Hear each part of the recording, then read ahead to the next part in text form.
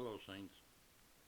We're still in Galatians chapter 3, talking about some gospel things there within the New Testament.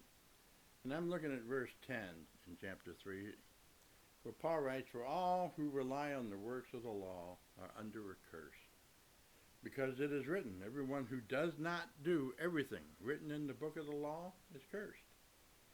Now it's clear that no one is justified before God by the law, because the righteous will live by faith. This is an echo out of Habakkuk chapter 2. He says, "But the law is not based on faith.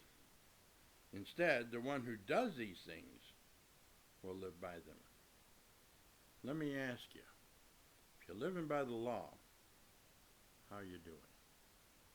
Because it says, "Cursed. Everyone who does not do everything written in the law, the book of the law, is cursed." And we know we're going to break it somewhere along the line. Yeah, years ago, 40 years ago, my older brother told me, look me right in the eyeballs. Said, "Carl, it's not so hard to keep the law. I haven't sinned in 6 months." I said, that was a good run, brother, but I think you just stumbled. We have to remember that the law is good. Nothing wrong with it, but we're broken.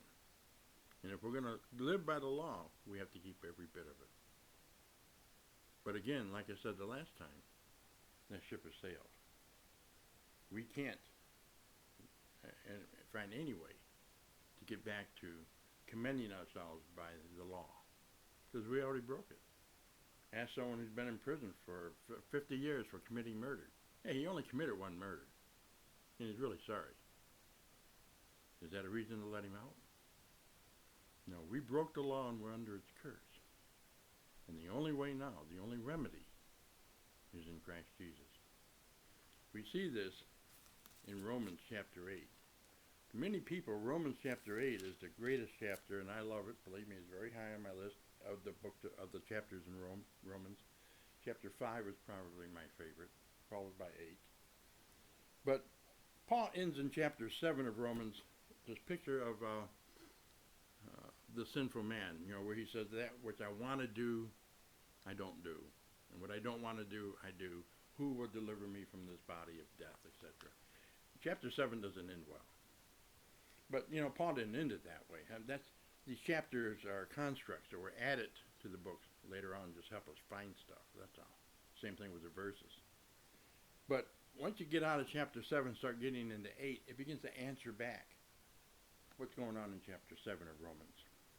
And we begin with verse 1, chapter 8. "Therefore, there is now no condemnation to those who are in Christ Jesus, because the law of the Spirit of life in Christ Jesus has set you free from the law of sin and death.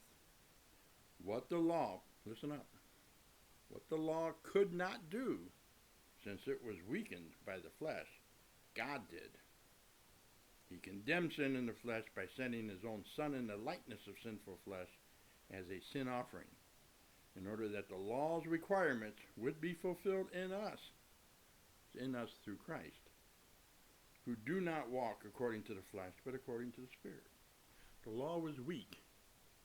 All it could do was condemn us. There was no remedy to it.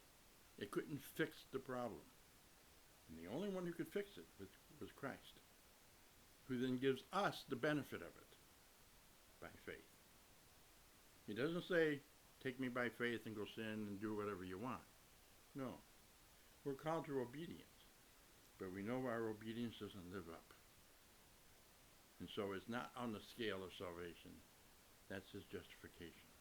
We take that by faith, and we follow after with a grateful heart. Are you grateful that Christ has come into your life? Are you grateful enough to share that message with others, that good news? Let's build the kingdom together. Blessings.